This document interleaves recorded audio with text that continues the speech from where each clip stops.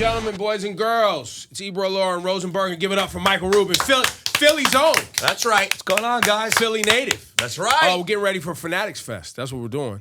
I'm excited for that. We've never done this before. First of a kind. You know, it's crazy because I grew up as a kid, like going to all these trading card shows. And I went to my first one in many years, a couple decades, a few years ago. And I realized so many, like 150,000 amazing collectors. And the show hadn't changed since like the late 80s, early 90s. Right. I was like, and then I've been to Coachella, South by Southwest, Comic-Con. I'm like, we got to do the same thing for sports. Build it out. Yeah, and here we go. So we're launching FanaticsFest. August 16th to 18th at Javits. Going to have 100,000 of the most passionate sports fans in the world coming for this. We got 200 incredible athletes. We got every sport coming to activate. No one's ever done anything like this before. And you know what? You got to dream big and then just go make it happen. Wait. Do you want to hear some of the names? Yeah, you gotta Because look at it's it. going down at Fanatics Fest. Okay, it's Derek Jeter, Tom Brady, Kevin Durant, Peyton Manning, Eli Manning. These guys don't count. These are his friends. They were all at the Carmelo white party. Anthony. These guys Let's don't put count. Hulk Hogan, Cody Rhodes. Well, yeah, by the way, Those are his friends. no, by the way, by the way, He couldn't even pull those. He had to pull those. no, by the way, speaking of which, though, I will say this, though. I did have an idea. So we were talking about doing stuff, and there's so many WWE people there. Rhea Ripley's there. Bianca Belair's there. Jey Uso. It goes on and on and on. CM Punk. But I had an idea that we actually are getting done. WWE fans are so rabid. They're incredible fans. And we're doing that in each sport. Like to have Stephen A. Smith interviewing Tom Brady, to have, we got a whole Knicks panel where we got Brunson and Josh Hart, and we got Ben Stiller, and we got Spike Lee.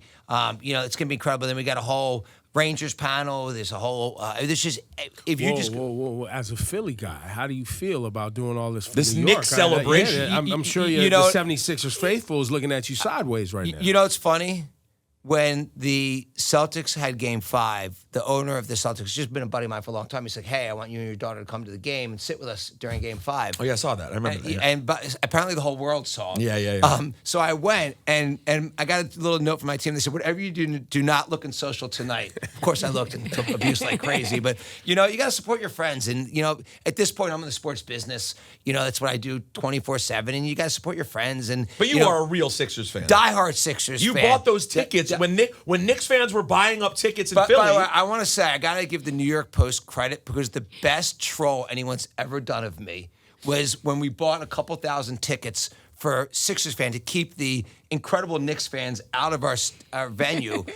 Someone sent me, they said, "Rube, you got to look at the cover of the New York Post." I'm like, "Why?" They're like, they found the worst picture ever of you. Oh, of They said you were never fatter. It was like literally, it was the worst picture ever. And then I think they modified it to make it worse. And like just mocked me so But bad. that's because I New kinda York enjoyed Post it. is so credible. Oh, yeah. I like the abuse though. It's all good. It's all good. By the way, hard to find a fat picture of you now. You're a very thin man. I'm definitely thinner. For You're sure. very thin. Listen, What- that what- Magiorno shot works. It's good. Maggiorno. What is that? It's a weight That's loss. like Ozempic? Yeah, it's just a better version. It's not of it. DiGiorno, Ebro. Don't get excited. Yeah, I was hungry. I got Listen, hungry. listen, I'm hungrier than anybody. So, you know, listen, I'll tell you, I swear about it. I started like 2 or 3 years ago. I'm down 50 pounds. I feel great. Now I was just running this morning on the West Side Highway. I never ran before, and I feel incredible. So Good for you. It's a great cheat code, by the way. I know people can say, "Oh, yeah, whatever." People don't like to admit it. Like, I'm the most transparent person in the world. It's freaking great. So I love it, I you want could. to talk about Fanatics just as a business, right? Because now you're at FanaticsFest, right? So what you guys have done over the,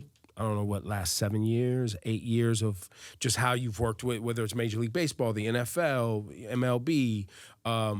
Talk about the totality of fandom and the business and how you're trying to build community around sports fandom. Look, the first thing that I wake up and I feel honored to know is that sports fans are the greatest on the planet. When you think about, like, what do we all care about? I mean, sports is, for many people, I'd even say the majority of people, could be the most important or one of the most important things in their life. So to build a business around sports is so incredible. And again, I like to, people say, "Why do you make fun of yourself so much?" Like, I don't know if you guys saw, I posted this picture of me throwing a baseball a couple of days ago. It was like the most uncoordinated batting thing. practice was terrible. It was I saw it. horrible. I saw To But be you were honest, up there. To You be were up honest, there, the though. batting practice was better than the pitching. It was. Right. I'll give you that. Okay. I just saw this morning, someone sent me like the things going around Twitter. It's got like 10 million views of Twitter just making fun of me. But like, I like to tell people, like, you know what? You do what you're good at. And I was always a horrible athlete.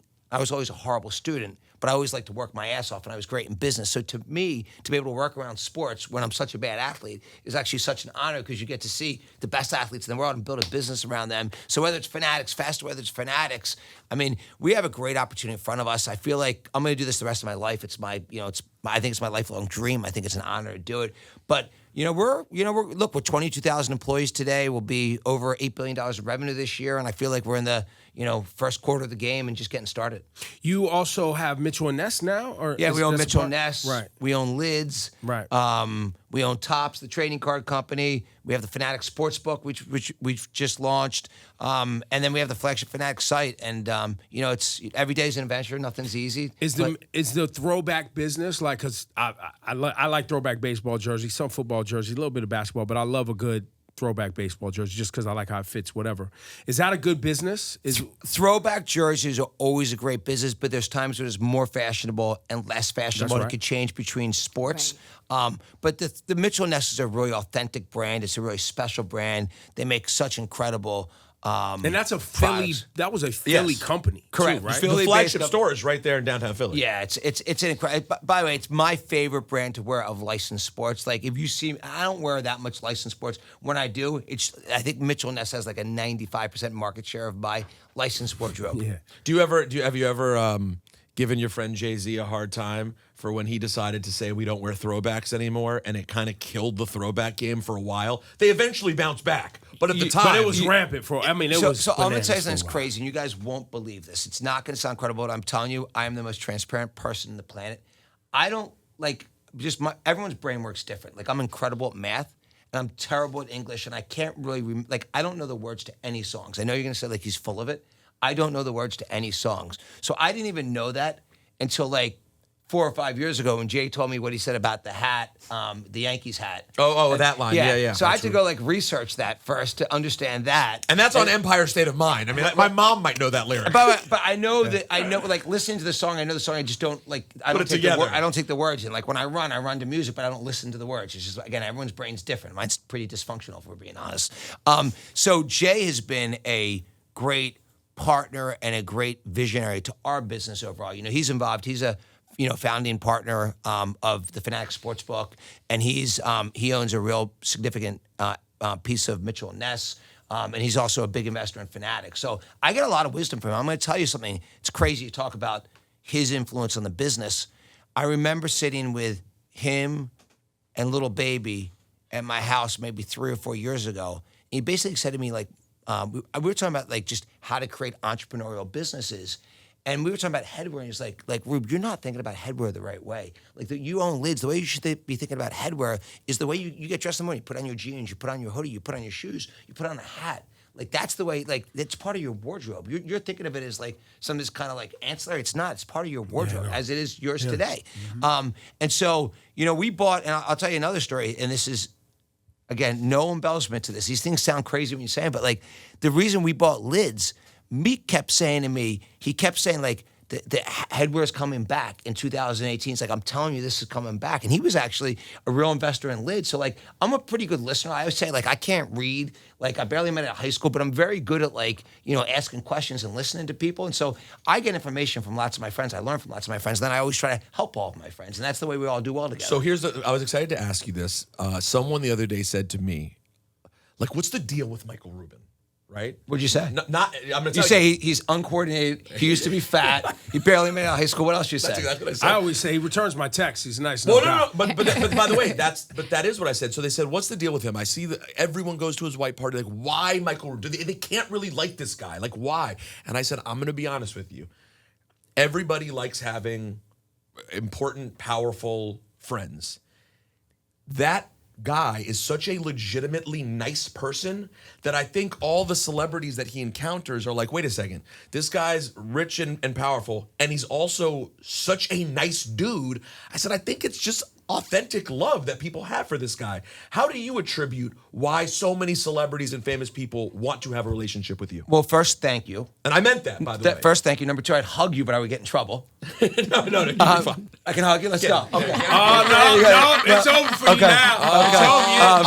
He hugged Uzi Vert. He missed it. It was You're in the Illuminati. Yeah. That's it. But we're not like smiling. No. Just don't hug me from behind and we're good. No. That's big on the internet. Yeah, it's the internet's amazing. It's definitely it's definitely amazing. Look, here's the way I think about it.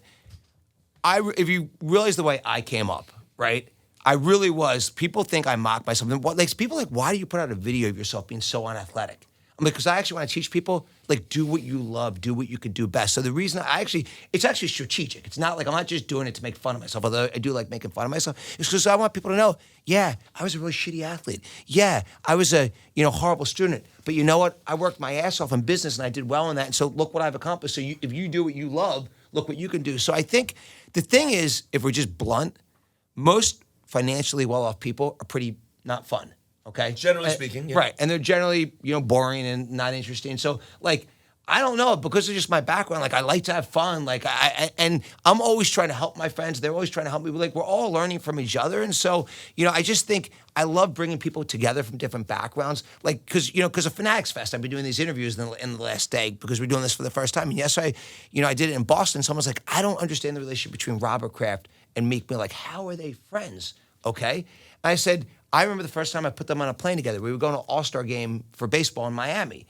And I remember, Robert was so interested to ask Meek all the questions about his background. And Meek was so interested to ask Robert all these questions. And you just saw this genuinely beautiful conversation happen. And I love that. So, like, look, there's the one thing I've learned, and one thing that I'd say, and I'll probably get myself in a little bit of trouble here, so I'm going to say this carefully.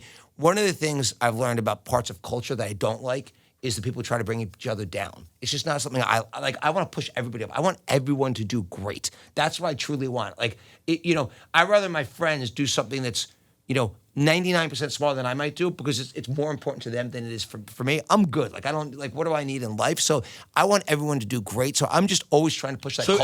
I'm trying to push the culture of people doing great around me. So the white party. And any smart economic person knows that rising tide floats all boats. The more people doing well, the better the vibes, the better the energy. But how about this? How about I just want you to do great? Well, legitimately, yeah. like that. That's like I'm a happy person. I don't wish hate. I mean, there might be a few competitors I wish hate on, but other than that, I'm like a really happy person, and I really want everyone to do great around me. So I think, like, what's the white party about?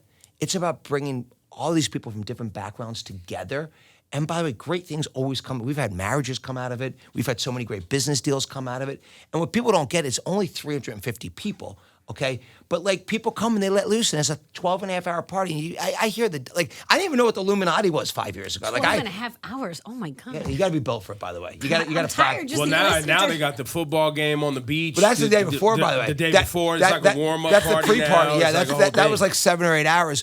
But what you really see is so many people of different backgrounds coming together, and like great friendships come out of it and great things come out of it. And so I'm all for, like, I just discount any of the noise, like whatever, the drunken hug or this, or people want to just hate, or why do people not like this guy? You know what? They're genuine relationships that you build over a long period of time. And I'm honored to be a small part of that. And I also, look, I'm also lucky because I get to learn from all of my friends. And I'm picking things up all the time because if you can't read, okay, if you're not like someone who, like, remember, I barely made it out of high school, 780 on my SATs combined. Is that even a thing?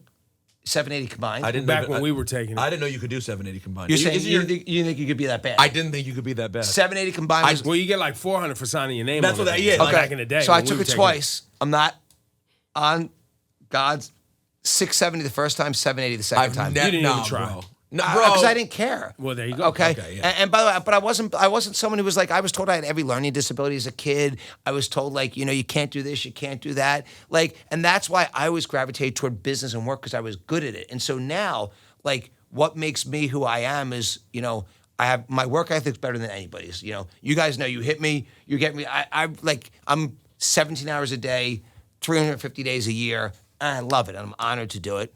Like, I got a little bit of common sense, and I'm pretty good at relationships. And, if you use those skills, you can make good things happen. That's how I built Fanatics. And by the way, we're just getting started today. Speaking of work too, you've been very active with the Reform Alliance, right? And a lot of great work's happened in Pennsylvania. How is that going? And how do you balance? Listen, you move in the quote billionaire class, right? Like that's the world, and that has a perception to people who don't understand it. A lot of people don't like it, but you've decided to use your influence for good and to make change. And I do know a lot of my wealthy friends, whether they're billionaire or millionaire, are frustrated with our governmental systems that have kind of either been run down, not taken care of, not updated and made modern in many ways, policies and laws that haven't been updated and changed to benefit where we are as a society today. But you're involved in a lot of those things. Talk about that work. Yeah. Well, first let me say I'm not into politics at all. I'm not a government person. I'm not into politics. It's very frustrating to me. Like, I'm a business person, so I like to get shit done. And generally the government's the opposite of that. Okay. Mm-hmm. So I generally try to stay away from it every which way that I can, because it's just frustrating to me. So you don't even vote? Are you not a voter? I've voted some of the times, not all the times. I'm frustrated by the government because I don't like the inaction that gets. Like, do I think everyone should? The bureaucracy of it all. Yeah, and that you can't get shit done. That said, look, don't give me too much credit, because prior to Meek being sentenced to 2 to 4 years for not committing a crime, okay, for popping and wheeling on a motorcycle, I was great at giving money out to people who needed help, but I never did any work myself. And then when you watch one of your, closest friends get sentenced to 2 to 4 years for popping a wheelie on a motorcycle, and it happens in front of you when you're in the court, and you realize you've never felt more powerless and everyone else feels powerless, you're like, okay, I got to fix this. So the first thing and everyone knows the story, the first thing that Jay and Daz and I did was, work our asses off to get Meek out of prison. Once we did that, it's actually the governor of Pennsylvania, Josh Shapiro. He kept calling me and saying, Michael, this can't all be about Meek. You need to turn this into something bigger. And that's why we started the Reform Alliance. It was really Josh Shapiro pushed me to do it and say, this can't just be about Meek. You got to turn this into something bigger. And I'm an entrepreneur. So it was very easy to say, for Jay and Robert Kraft and me and Meek to say, okay, we got to get together to start this. How have we done? In this for 5 years, we've created 18 bills, 11 states, created a pathway for 800,000 people to get off of probation and parole. So if you'd say how we've done so far, we've had a hell of a start. And by the way, I gotta tell you something. There aren't a lot of people looking to help on, it's a hairy issue. And so I think, what we've been able to do. There's business built on it, right? There's businesses built on it. 100%. And I didn't understand that before either. You see what people are charging for phone calls in prison, or what people are charging for the different services. There is real business. Or even the towns that are built around prisons and everybody that works in the town. Or how much prisoners get paid. Right. And so 100%. And so what I've been able to do is I remember, I'll tell you a great moment about Robert Kraft and Meek.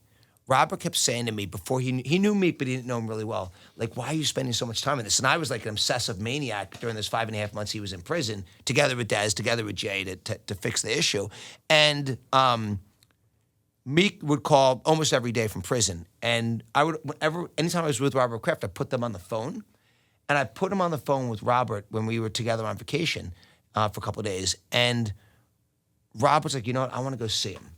And so that day we flew home and we went to the prison to see Meek. And he literally, I watched him. I didn't say a word for this 2-hour conversation. And Meek had a smile on his face from ear to ear. And when we got done, Robert looked at me. He walked outside. He's like, why have you not got him out of prison yet? Because before we went in, it was why are you spending so much time? By the time we got out, it's why have we not got him out of prison yet? He went out and spoke about the issue out because there were cameras like crazy outside. And Meek got released by the Supreme Court of Pennsylvania 1 week later. It goes to the point of you got to bring people together, right? When a black person went out and spoke about Meek, no matter how big the athlete was, it was kind of, it's just his people, okay? When Robert Kraft, who people other than me, which I'd say is a young billionaire, others would describe him as, an old billionaire speaking on the issue, saying this is wrong, people listen. So you can't get shit done without bringing people from different backgrounds together. And that's what I think I'm very good at setting any noise aside and just saying, look, we all got to work together to make great things happen. So, look, I'm really excited about what we've done with the Reform Alliance. I'm always going to have the mentality, we're just getting started. So even though we've passed 18 bills in 11 states and created a pathway for 800,000 people to get off of probation and parole, and remember, when I set the goal of 1 million 5 years ago, I pulled that out of my ass. Like, this was not like, people are like, yo, you should go for 10,000. They're like, 10,000? There's 4.5 million people on probation and parole. Like, we're not going for 10,000. That's like a wimpy goal. There was, we set a goal and we accomplished it. No, we want to do something big and bold. We set 1 million people. Like, people thought we were crazy. Got 800,000 people out of the system so far. How do you respond to the people? I'm sure there are people in your life, or at least people you hear of, who say, we don't want these people getting out. We need these people in jail. What are you doing? Yeah. So first, there's a lot of that. Okay. I think if you understand the criminal justice system, the least controversial part is probation and parole, which is 2/3 of the system. So when we started, there were 6.7 million people in the system, 2.2 million jail and prison, 4.5 million probation and parole. The jail issue is much more complicated, okay? And like bail reform is much more complicated. This was like a straightforward issue.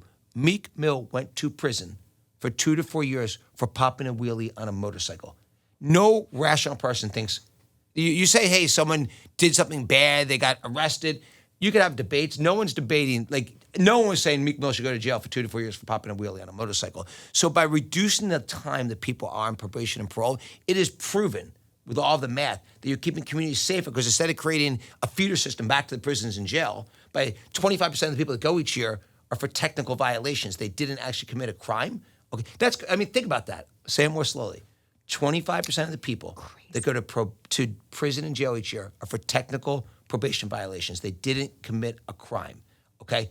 That makes zero sense. If you were to ask me, white guy from middle class, America, before, the way I grew up, I would have said everyone who goes to prison and jail deserves it. I had no clue, okay? So you got to educate people. You got to bring people together, which is why you need people from all different backgrounds to fix the issue. And so what do I say? There's always going to be people that doubt. There's always going to be people that second guess. That's part of doing big shit, okay? When you do big shit, you take, there's going to be some doubters. It's our job to prove them that we were right in our belief. And I believe what we've done with the Reform Alliance is amazing. Well, the friendship with Lil Baby, why such a, what was it about him and your guys' rapport that sort of connected you so much? He's a great guy. Baby is absolutely one of the best human beings in the planet. There's never been a thing I've asked him to help with, like, from a charitable perspective with the Reform Alliance. There's never been anything. He's just such a great human being. And, like, I love his work ethic. And also, like, when you hear his story, and I don't know anything about music. So when I met him the first time with Drake in the Bahamas in 2020, and he's telling me his story about, he was in jail a couple years earlier. He never rapped, and now he's got this great, kind of music career. Like, you just want to root for the guy. And I'll tell you something. I've never actually said this before. The stuff of the drunk was the most ridiculous thing in the world, right? We're at a party, everyone's drunk. It's a 13-hour party. People drink a lot of alcohol. Someone captures a picture of me jumping on his back for 1 second and then says, oh, there's something suspect about it. It's drunken guys. By the way, before cameras, we've all done it. Like, let's keep it real. By the way, you love WWE. You've done it more than anybody. He's rolled around with people in their skivvies. Right. Yeah, exactly. By the way, I haven't gone there. But, the thing that actually killed me about that is it actually hurt his career. Last year. And I felt like I've always wanted to help people make he's on a good build back. He's right crushing now. now. He's crushing. And He's I was just with him with Trav and him in London. But it actually, like, the thing is, he's such an extraordinary human being and he's such a special person. And, like, if you think about, people who just want to hate on social media, who, like, one picture of, a bunch of drunken people could be turned into something that it wasn't. But it's because... Let me say one more thing. The thing I love, you take a guy like that, he's unrelenting. He doesn't let anything hold him back. He's seen it all. He's a fighter. And when he told me a couple weeks ago, hey, I got a song, it's like one of the top songs in the country right now. Central City. It made me so freaking happy to see him winning, because that's a great guy winning. He's a great human being. And people just got to know him to know that. So the reason I brought up the billionaire class thing earlier is because, as you know, there's very few people in that class. And there's very few people in the millionaire class when you look at just the population of the planet. Yeah, of course. The assumption that there has to be something nefarious or disgusting taking place because these people have so much money has been confirmed in many ways, as we've seen people in their behavior and get into problems here recently in history. And so it comes from a lack of exposure to human beings that exist in these spaces, right? Yeah. And that's why I think people love hearing from you, interviewing you, asking you questions. They're happy to see you hanging out. They're going to go to Fanatics Fest and hopefully run into you is because they don't get to meet these people. Yeah, there they are a don't lot of yous out here who They don't go to these these. parties. And oh, by the way, just a generation removed, right? There weren't a lot of black people in these spaces and having these conversations. You know what I'm saying? So it's very new. I agree with you, and I'll tell you, like, I couldn't be more excited for Fanatics Fest to be the first person in the building each day, to be the last person out of the building each day, to meet the 100,000 fans that come through, because I'm going to learn as much from them as they'll learn from me. But, like, that's my personality. I know that is unusual, but again, we all learn differently. Most of the really well-off people, you know, they went to Harvard, they went to Penn, they went to Princeton, they're, you know, super educated, and, you know, they're, you know, lesser on the personality. You know, for me, again, we all, like, I'm learning by having this conversation. I'll take things away from having this conversation. So the biggest thing I have learned, though, I'll tell you, is I got 100% love always until the last year, okay? Then when you realize you get to another level up, people just start coming for you, okay? Right. But I'm lucky to be in that position. And I need to know that every day. And you know what? The better, you know, everyone around me does, the better I do. It's great for everyone. If there's a teeny bit of, you know, that second guessing that hey, he's well off, so he's got to be a bad guy. Okay, you know what? I appreciate someone having that opinion. It's my job to prove them wrong with my actions over time. Right. And you know, it doesn't actually. I say this all the time. I say it to my daughter, who's just turned 18, and I say to Camille, I'm like, look, if you take some abuse on social, all you need to do is say, are they right or are they wrong? Okay? If they're right, then figure out how to make yourself better. If they're wrong, then who cares? It's okay. That's a very simple but great point. I want to ask you the hard question now, though. Ask anything This is the hard one. What was up with the small letters on the baseball jerseys? And did we figure out baseball what's going uniforms? Yeah. Jeez Louise. Yo, bro, That was a real big talk talk. before you get into it. These people are fucking crazy, bro. But it's you know just what? a baseball jersey. But it's not just a baseball jersey. It's not just a baseball jersey. It's something. all people. Yeah, it's not. You know, it's something that players are proud to work in, that fans are proud to wear, And want to spend money on to buy yeah, replicas and so of? I actually, you know, that was one of the most. That was probably the most tricky situation I've been in my professional career, because Wow. it's a three-way partnership, right? It's Nike, it's Fanatics, it's Major League Baseball. Nike's an incredible company. Like I wear Nike shoes most of the time. Okay, it's a really innovative company. We were making the jerseys for the factory that makes the jerseys. Been making them for more than 20 years. We bought the company in 2016. Okay. We were making the jerseys for 8 years, including for Nike for 4 years. Okay. Nike kind of said, "Hey, we want to innovate the jersey." And by the way, they innovate things all the time. We innovate things all the time. I think, you know, sometimes when you innovate things, it doesn't always go the way you want. Okay. And it didn't go the way it should have gone. Now, what I love is that ultimately fans spoke up, okay?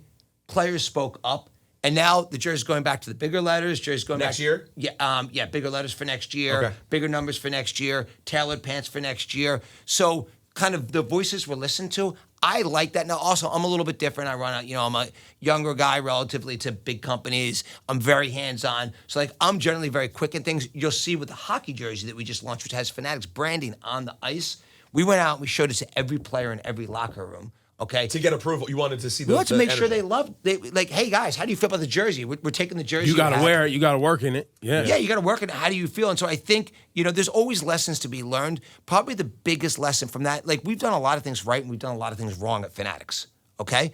And the biggest lesson was, like, anything we do has to make the fan experience better. And if it doesn't, we're failing. And I think there's things in the past we could look at and say, we screwed up and we won't do now. So it's actually made us a better company, even though a lot of outsiders would say it wasn't Fanatics' fault, okay? Because it was Nike's design product and they did it and now it's going back. It doesn't matter, because if we're any part of anything where a fan's not happy or a player's not happy, we've lost. And I appreciate, this will sound nuts, I appreciate the abuse we took. And even though it was mostly geared at us and, you know, not Nike, it still made us a better company. And I think together we have a great partnership with Nike. They're a great partner. And It's a reminder how much people care about the product, too. Which I love. But I'm gonna have 100,000 people coming to Fanatics Fest to see all these incredible athletes, to run the 40-yard dash, to by the way, Tom Brady's gonna be throwing footballs to 8 to 12-year-old kids for, you know, 20 or 30 minutes. Get a couple hundred kids that are gonna catch passes from Tom Brady. You see the look on these kids' faces when Tom Brady throws them a pass. Okay, I'll take some lucky kid who will race me in the 40 and probably beat me by 30 yards.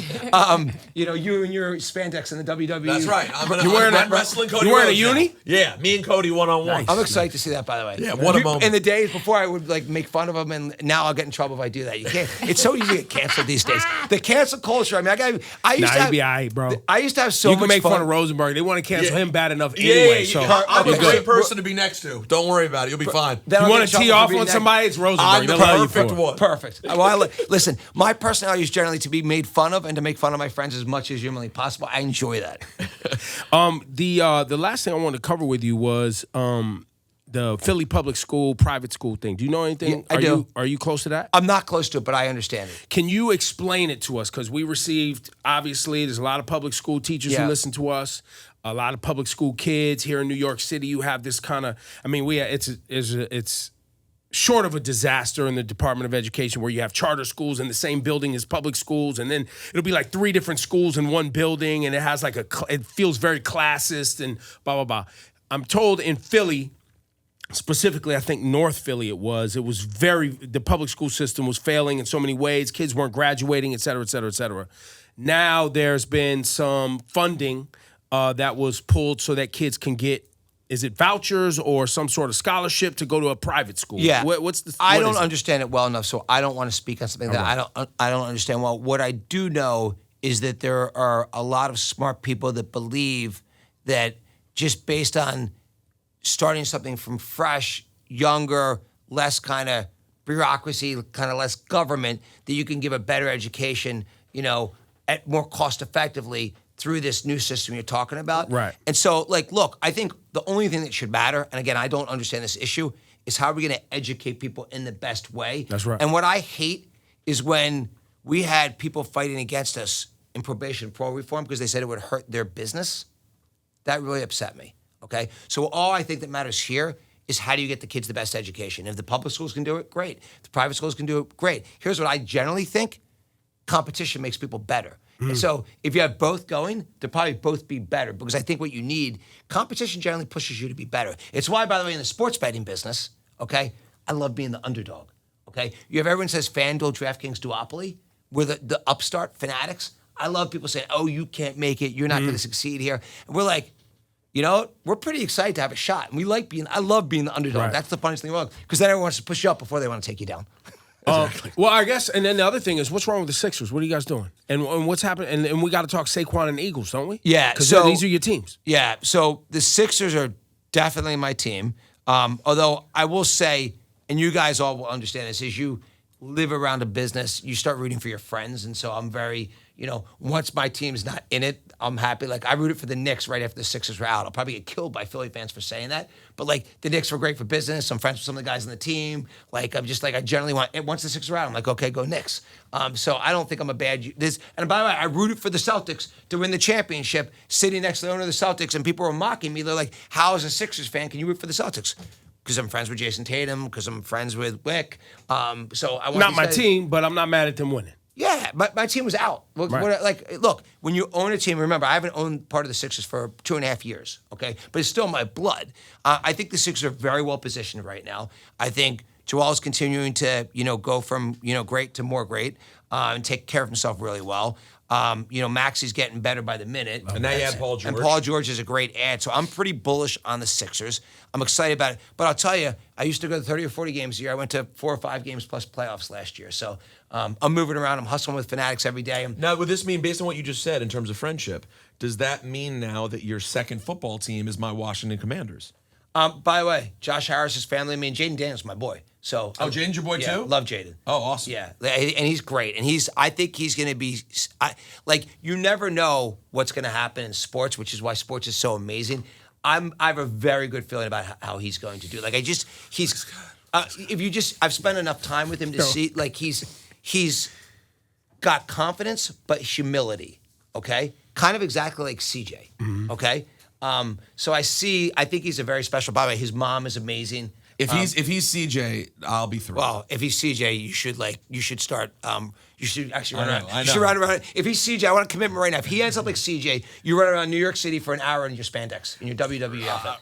An hour. An hour. So that would mean I'll make this deal. That means I Rookie of the Year? If Jaden Daniels Rookie of the Year, yes, then an hour in spandex. A WWE outfit running through all of New York City, and the team just. I can find you some spandex, make you look pretty good too. I know I got some cycling spandex. Okay, let's go. We got a deal. You can do it. I got some. Yo, Rafa will come through. I'll get you some nice. We'll do some cycling spandex. We'll How have you the looking? video team follow me. Yeah. All right, deal. If Jaden's that good, I think I'm very bullish on him, and like you saw, he's got a great family, like architecture. His head's on right. You know, there's things where like, hey, I've seen him sneak out of place. It's time to go home. He's built right. All right, I'd love to hear that. Listen, ladies and gentlemen, this is Michael Rubin. Thank you, man. Fanatics Fest. Fanatics Fest. What's the date again? 16th to the 18th of August. Javits Center. Rosenberg's there. Michael Rubin's there. You going? Go. Yes, I'm gonna go. You're gonna be there too. Things. All you guys. I might be there. show up. My knees been bothering me. All that walking all day. I don't know if I'm gonna do it, but I might be there. I'll take you in the 40. Absolutely. You'll wash me in the 40. I wouldn't even, it's not even a Could be the question. only competitive thing I could ever win. I wouldn't get to the 20. I don't think I'd get to the 10. I'd probably pull up at the 5. 3 steps, I'm done. I gotta see how many seconds I can do it. And the problem is I'll probably pull a hamstring or something. If you can break 9 seconds. Hold on. I did it. I did it. I got challenged last year when we were doing a reform event at the Eagles.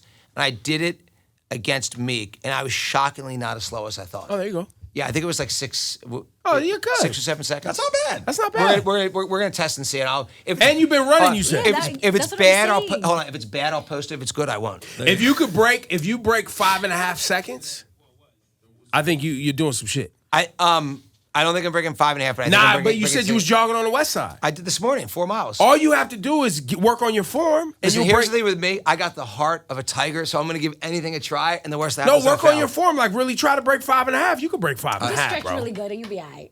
By the way, I'm 100% doing this. I'm going to dedicate this to you guys. I am going Try to break 5.5. I'm going to wait till Sunday. So if I like pull a hammy or something, at least Right, it's the last day. Because the worst thing would be if you want to talk about like worst trolling and hazing. If I'm like running around with crutches, like Nah, you'll be Fanatics fine. Fest. Kevin Hart destroyed his whole fucking leg system. I will tell you, the day that happened, I didn't know what happened. And Kev called me. He said, "You see what happened?" I said, "No." He told me. And then Brady calls me a minute later. He says, "You see what happened to Kevin?" Then Tommy and I called and made fun of him. It was like one of the most enjoyable 30-minute trolls of how unathletic Kevin really has become. He's No, old. but now. I'm saying, he's so- got great. He's got more gray than you coming to whiskers now. You know, Kevin got old. Yo, he got Michael rich, too. Rubin, y'all, give it up one time. Go check Thank you, Fanatics guys. Fest.